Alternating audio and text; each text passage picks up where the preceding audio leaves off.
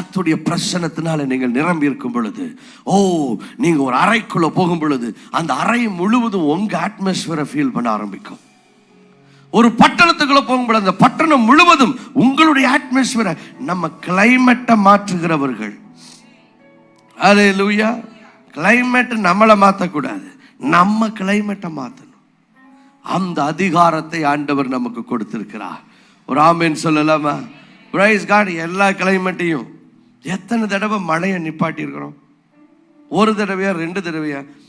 2 நாளுக்கு முன்னால் ஒரு பிரதரை பார்த்தேன்.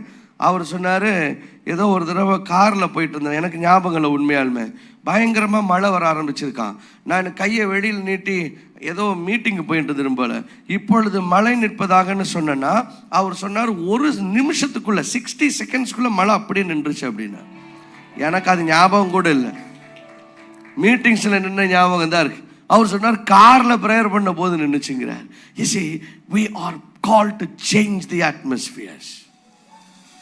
சூழ்நிலைகளை நம்பி வாழ்றவங்க நம்ம கிடையாது, நம்ம சூழ்நிலைகளை மாற்றுகிறவங்க. ஹல்லேலூயா.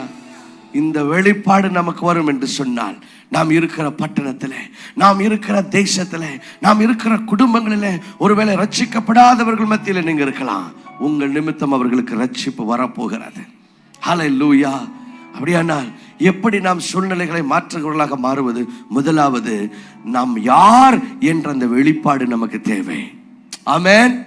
எனக்குள்ள ராஜாதி ராஜா இருக்கிறார், அவருடைய ராஜ்யமே எனக்குள்ள இருக்கிறது. லூக்கா 17:21, தேவ ராஜ்யம் எனக்குள்ள இருக்குது அப்படிங்கிற ஒரு தைரியம் நமக்கு இருக்கும் பொழுது, வெளிப்பாடு இருக்கும் பொழுது, கர்த்தரே எனக்குள்ள இருக்கிறார், நான் போகும் பொழுது நான் அந்த சூழ்நிலையை மாற்றுவேன். நான் யார்? எனக்குள்ள என்னத்தை சுமந்து தெரியுறேன்?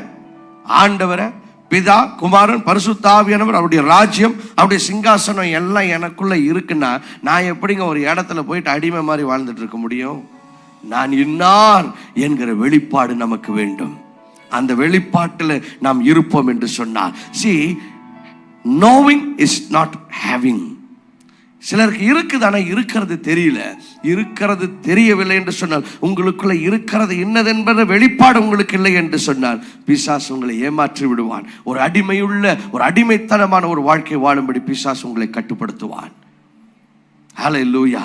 எல்லாம் தலை மேல கை வச்சு சொல்லுங்க, நான் கர்த்தருடைய வல்லமையினால நிரம்பினவன், அவருடைய அபிஷேகத்தினால நிரம்பினவன், சூழ்நிலைகளை மாற்றுகிறவன். ஹல்லேலூயா. இரண்டாவது, முதலாவது நாம் இன்னார் என்கிற வெளிப்பாட்டில் வாழ வேண்டும். இரண்டாவது, பரிசுத்தமான ஒரு வாழ்க்கை வாழ வேண்டும். யோசேப்பு அந்த போத்திபார் வீட்டில் இருந்த பொழுது, அந்த போத்திபாருடைய மனைவி